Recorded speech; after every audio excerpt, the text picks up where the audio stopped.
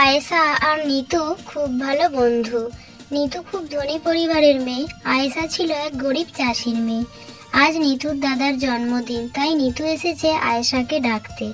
আয়েশা, কখন যাবি? তুই কি ভুলে গেলি আজকে যে আমার দাদার জন্মদিন? তখন আয়েশা কাঁদতে কাঁদতে বলল, তুই তো জানিস আমার বাবা মা খুব গরিব, কিছু কিনে দিতে পারেনি উপহার, তাই আমি যেতে পারবো না। তুই ফিরে যা নিতু, আমার যে খুব লজ্জা লাগে খালি হাতে যেতে।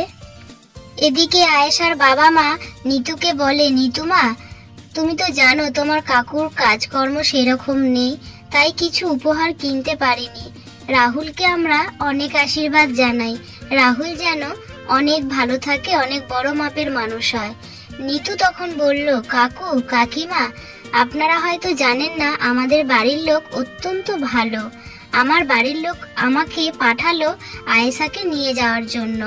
তোমরা শুধু আশীর্বাদ করো, উপহার চাই না, আশীর্বাদের থেকে আর বড় উপহার কিছু হয় না। এই বলে নিতু আয়েশাকে নিয়ে চলল নিতুদের বাড়ি। আয়েশা কিন্তু আর নিতু দুজনের খুব ভালো বন্ধু। নিতু আয়েশাকে খুব ভালোবাসে, ঠিক নিজের বোনের মতো। এইভাবে তারা গল্প করতে করতে রাস্তা দিয়ে হেঁটে গেল। যেতে যেতে হঠাৎ বাড়ির সামনে এসে আয়েশা থমকে দাঁড়িয়ে পড়ল। তার যেন যেতে দ্বিধাবোধ লাগলো। ঘরের সামনে গিয়ে দেখে নিতুর বাবা আয়েশাকে বলল, আয়েশা মা, দূরে দাঁড়িয়ে কেন? এসো, বাড়ির ভিতরে এসো, আজ রাহুলের জন্মদিন, অনেক তোমরা সবাই মিলে আনন্দ করো, মজা করো। এদিকে ওরা আনন্দ করছে, তখন তাদের ঠাম্মি মানে নিতুর ঠাম্মি এসে উপস্থিত। নিতুর ঠাম্মি আয়েশাকে দেখেই খুব ভালো লেগে গেল। এই প্রথম আয়েশাকে দেখলো। আয়েশাকে ডেকে সে নিতুর ঠাম্মি কিছু কথা জিজ্ঞাসা করলো। আর ওদিকে রাহুল আর তার বোন দুজনে গল্প করতে শুরু করলো। আয়েশাকে ঠাম্মি বলল, তোরা কথা বল, আমি আয়েশাকে নিয়ে তোর বাবা মায়ের কাছে একবার যাচ্ছি। আয়েশার মতো ভারী মিষ্টি মেয়ে আর একটাও হয় না, আমার যে খুব পছন্দ হয়েছে আয়েশাকে। এই বলে আয়েশাকে নিয়ে নিতুর ঠাম্মি ঘর থেকে বেরিয়ে গেল। এদিকে নিতু আর রাহুল দাঁড়িয়ে আছে। নিতুর ঠাম্মি গিয়ে বলল, খোকা, বৌমা, এই দেখো আয়েশাকে তো তোমরা আগে থেকেই চেনো, আমি আজ প্রথম দেখলাম। আয়েশার মতো ভারী মিষ্টি মেয়ে আর একটাও হয় না। তখন ঘরের ভিতরে নিতু তার দাদাকে বলল, জানিস দাদা, আয়েশা যে ভারী মিষ্টি মেয়ে, তুই যদি আয়েশাকে বিয়ে করিস তুই কিন্তু অনেক সুখী হবি। ও অনেক লক্ষ্মীমন্ত মেয়ে, খুব ভালো পড়াশোনায়। তখন নিতুর বাবা মা আয়েশাকে বলল, তুমি আজ বাড়ি যাও মা, আমি কালকে তোমার বাবা মায়ের সাথে কিছু কথা বলতে চাই। তোমাকে আমাদের ভারী পছন্দ হয়েছে, আমি রাহুলের বউ করব। এদিকে আয়েশা রাত হয়ে গেল বলে নিতু বলল, ঠাম্মি, আমি আয়েশাকে একটু এগিয়ে দিয়ে আসি। রাহুল আর ঠাম্মি দাঁড়িয়ে তাদেরকে বাই বাই করে দিল।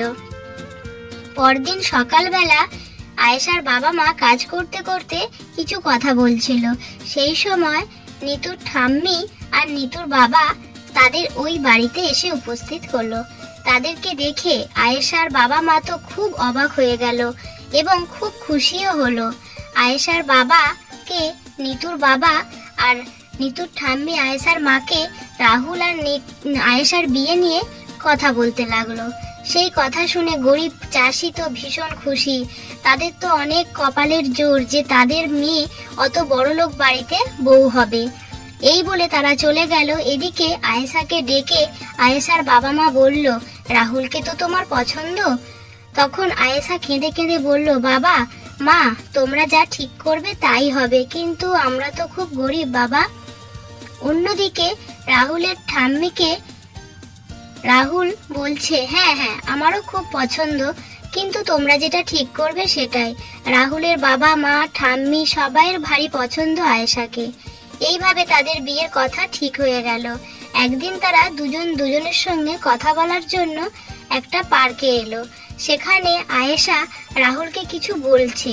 বলল, আমি কিন্তু খুবই গরিব বাড়ির মেয়ে, তোমাদের ওই বড়লোক বাড়িতে আমাকে মানাবে তো? রাহুল তখন আয়েশাকে বলল, টাকা আজ আছে কাল নেই, কিন্তু মানুষের মনে যে ভালোবাসা, মানুষের যে ব্যবহার, এটাই সবচেয়ে বড়।